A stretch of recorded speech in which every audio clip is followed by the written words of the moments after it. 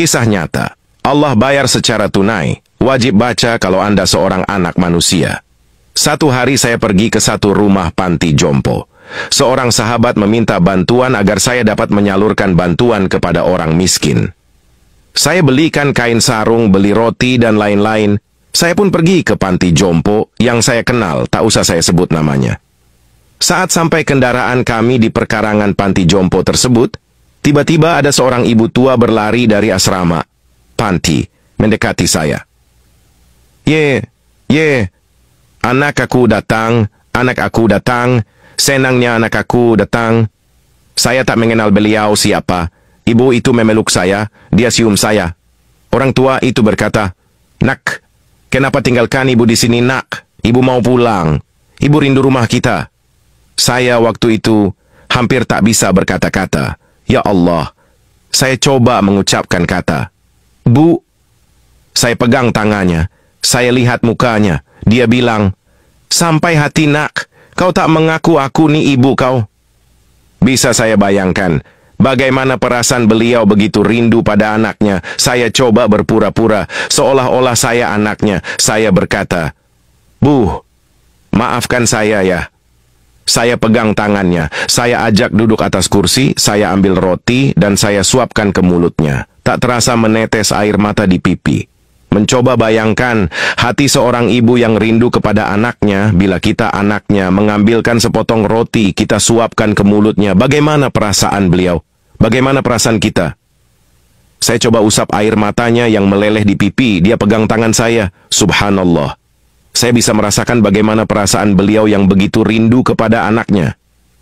Saat saya hendak pulang, dia pegang kaki saya sambil berkata, "Nak, jangan tinggalkan ibu, nak. Ibu mau balik, ibu mau pulang." Akhirnya saya minta izin dengan pihak pengawas panti di situ. Melihat data beliau, ternyata anaknya ada 5 orang. Yang paling besar bergelar Tan Sri. Orangnya memang kaya, punya nama besar dan hebat orangnya. Waktu saya izin pulang, dia pegang baju saya, dia bilang mau ikut saya pulang. Saya bilang, "Di mobil ada banyak barang." "Tak apa," kata ibu itu, "saya duduk sama barang-barang itu." Akhirnya saya izin ke pengelola panti untuk membawa ibu itu selama 5 hari saja. Pulang ke rumah saya, sholat subuh saya jadi imam, dia makmum di belakang. Saya baca doa, saya tengok air mata beliau jatuh. Selesai doa, saya salami beliau, saya cium tangannya, saya bilang, "Bu, maafkan saya ya." Waktu itu, saya tak membayangkan kalau ibu saya sudah meninggal, tapi saya bayangkan ibu ini adalah ibu saya, sebab dia rindu pada anak-anaknya. Di hari ketiga di rumah saya, waktu sholat Isya, selesai doa saya salami beliau, dia lapisi tangannya dengan kain mukenannya, dia salam. Saya bilang, "Bu, kenapa ibu lapisi tangan ibu? 2 hari lalu ibu salam, ibu tak lapisi tangan ibu dengan saya. Kenapa hari ini ibu lapisi tangan?" Dia bilang, "Ustaz, kau bukan anak saya kan?" Subhanallah. Tiba-tiba dia sebut nama saya Ustaz. Saya bilang, "Kenapa ibu panggil saya Ustaz? Saya anak ibu." Dia berkata, "Bukan. Kalau anak saya dia tak akan seperti ini. Kalau anak saya dia tak akan jadi imam saya. Kalau anak saya dia tak akan suap saya makan." Bayangkan sahabat-sahabat, bagaimana perasaan ibu ini? Spontan saya pegang dia, saya peluk dia, saya menangis. Saya bilang, "Bu, walaupun bukan ibu saya, tapi saya sayang ibu seperti ibu saya." Saya pegang tangan ibu ini. Walaupun bukan ibu saya, tapi saya tahu hatinya sangat rindu dekat dengan anaknya. Waktu itu saya pandang wajahnya, saya bilang, "Bu, walaupun ibu saya telah tiada, tapi ibu boleh ganti menjadi ibu saya. Ibu duduklah di sini." Saat makan, saya suapkan nasi ke mulutnya. Dia muntahkan balik makan dari mulutnya. Saya tanya, "Kenapa, Bu?" Tiba-tiba saya lihat wajahnya pucat. Saya angkat dia, panggil ambulan antar ke rumah sakit. Waktu di rumah sakit, saya ambil kepalanya dan saya rebahkan ibu ini. Dia pegang tangan saya, dia berkata, "Ustaz, kalau saya mati, tolong jangan beritahu seorang pun anak saya. Kalau saya sudah mati, jangan beritahu mereka di mana makam saya. Kalau mereka tahu di mana kubur saya, jangan izinkan dia pegang batu nisan saya. Saya pegang beliau, saya berkata, Bu, jangan ngomong seperti itu, Bu. Istri saya menangis di sebelah, anak saya menangis di sebelah memegang dia. Kami pegang dia. Bu, jangan ngomong seperti itu, Bu. Dia geleng kepala, rupa-rupanya itulah saat penghujung hayatnya. Akhirnya dia pun meninggal di atas pangkuan saya di rumah sakit itu.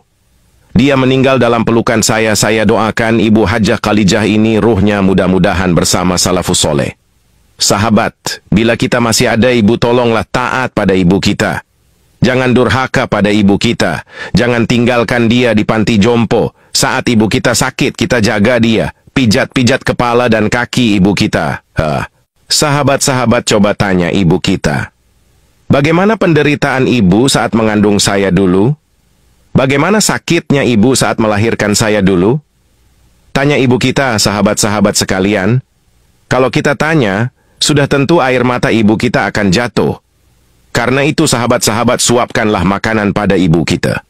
Sahabat-sahabat semua, selepas wafatnya ibu ini, ternyata berita kematiannya sampai juga kepada anaknya yang sulung. Anak dia terus telepon saya. Apa anaknya bilang pada saya? Saya akan bawa Anda ke pengadilan, saya akan tuntut Anda telah membawa keluar ibu saya dari panti jompo. 3 tahun dia titipkan ibunya di panti, dia tak pergi lihat, sebab itu ibunya rindu, hingga ibu itu tak bisa membedakan saya dengan anaknya.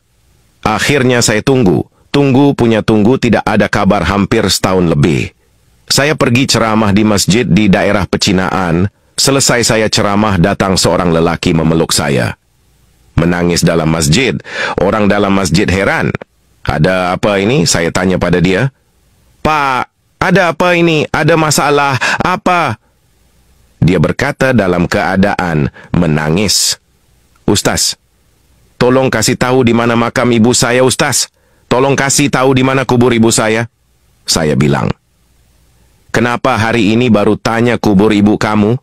Dia bilang, tolonglah Ustaz. Saya mau jumpa ibu saya, Ustaz. Sayalah orang yang bergelar Tan Sri yang mau menuntut Ustaz saat itu. Saya sekarang ini sudah bangkrut, Ustaz. Istri saya mati kecelakaan. Rumah disita bank. Mobil mewah saya semua dah disita bank. Tinggal satu saja motor tua itu. Saya berkata, saya bisa tunjukkan makam ibu kamu. Tapi dengan satu syarat, kamu jangan pegang batu nisan ibu kamu. Sampai di pemakaman, tak sempat saya turun dari mobil, dia turun duluan. Saya lihat di depan mata saya sendiri, dia jatuh tersungkur, tangannya menjadi hitam. Mulutnya tertarik sebelah yang tadi awalnya tangan dan mulutnya baik-baik saja, sambil memanggil-manggil, Ibu, Ibu, Ibu. Tiba-tiba saya angkat dia tak jauh dari makam ibunya, belum sampai ke kubur ibunya. Dia dah hembuskan nafas terakhir di samping makam ibunya. Allahu Akbar rakhir, mengucap panjang saya. Allah Subhanahu wa Ta'ala tunjukkan kepada saya di kehidupan ini balasan anak yang durhaka pada ibu dan ayahnya. Semoga kisah ini menjadi pelajaran di luar sana. Ambillah iktibar dari kisah di atas. Dan apabila mata ibumu sudah tertutup, maka hilanglah satu keberkatan di sisi Allah, yaitu doa seorang ibu. Sobat, sekarang Anda memiliki 2 pilihan. 1. Membiarkan sedikit pengetahuan ini cuma hanya Anda ditonton di sini, atau 2. Membagikan pengetahuan ini ke semua teman YouTube-mu, ke semua teman kontakmu, insyaallah bermanfaat dan akan menjadi pahala bagimu. Amin. Silahkan di-share. Ya, semoga yang share dan subscribe channel Cerita Productions ini ditambahkan rezekinya oleh Allah Subhanahu wa Ta'ala dan diangkat penyakitnya. Amin. Dipanjangkan umurnya. Semoga yang berkomentar, amin, dijauhkan dari segala penyakit, diberi sehat walafiat, rezekinya melimpah ruah dan keluarganya bahagia dan bisa masuk surga melalui pintu mana saja. Amin ya Rabbal Alamin.